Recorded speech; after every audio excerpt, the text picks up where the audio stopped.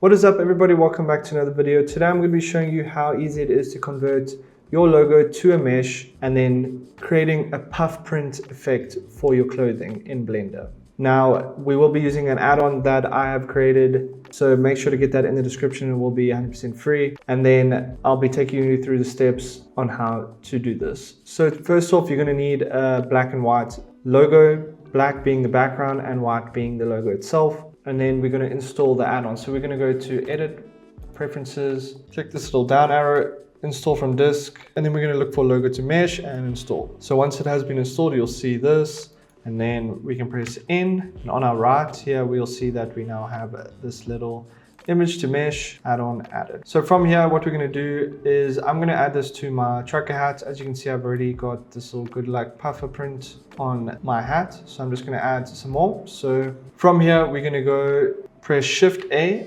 and add in an image background. And then I'm going to look for my Good Luck Have Fun logo, and it should pop up like this. So from here we can press N, and then we're going to go to image to mesh. For the target empty, we're going to select this image, and then you can keep the settings as is and then hit create mesh from empty. And just like that, when we press tab, we now have a new mesh.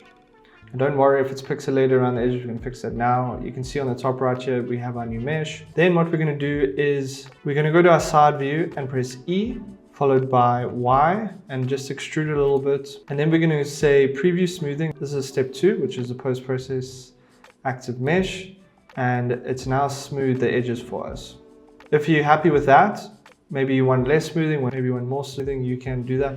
I have my settings as 1 and 100. We're then going to say apply smoothing, and on the bottom it says permanently applied smoothing. So now we can resize and add on whatever we want. So from here, we're going to press N to remove this add-on. Then you can see if we go into our viewport shader that there is a little bit of this shading issue happening here. So we're going to right click, say shade auto smooth, and it should get rid of that. We're now going to scale this down so that's the same size as our trucker hat. You can scale it down to whatever you want.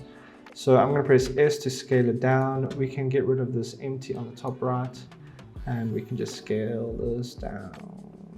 I want to add it to the side of my trucker, so I'm just going to adjust it by pressing G and then G again followed by Y, and let's maybe put it over here. It isn't attached to it yet, don't worry about that. Next step we're going to do is we're going to press Shift A and add a lattice. Now you won't see it, you have to scroll out a bit. You can just scale this down, and we're going to make it the same size as our logo we're going to add. We can press 3 and G followed by Y. We're just going to put this there, and we're going to scale along the Y axis until it's as good as we can get it. We're just going to keep scaling, keep scaling. Then from here, we're going to go to our data of our lattice. We're going to, under resolution, we're going to change this. So V, we want it to be 1. This is the side view. We don't need a 3D object for this. We need 2D object, so that's going to be 1.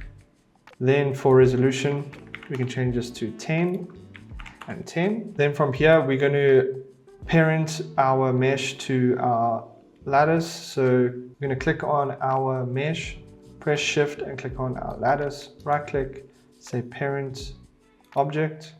Now when we move the lattice, it will move the object, which is what we want. Then from here, we're going to click back onto our mesh, go to modifier, we're going to add a lattice modifier, and then for object, we're going to select the lattice. So now when we click back onto our lattice and press edit, if we move this, it should move our logo. From here, we're going to click on our lattice, go add modifier, click shrink wrap, and then we're going to click on the trucker.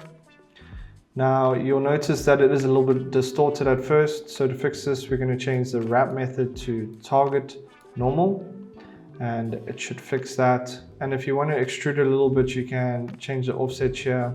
Then if your object is moving, we need to parent the lattice to the hat. So I'm going to press on the lattice and then click Shift and press on the cap, right click, say parent object. Now when our hat moves, so does our object.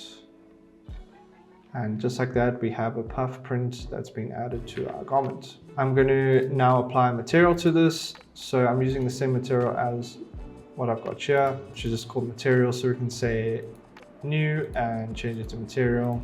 And then just like that, we have our puff print.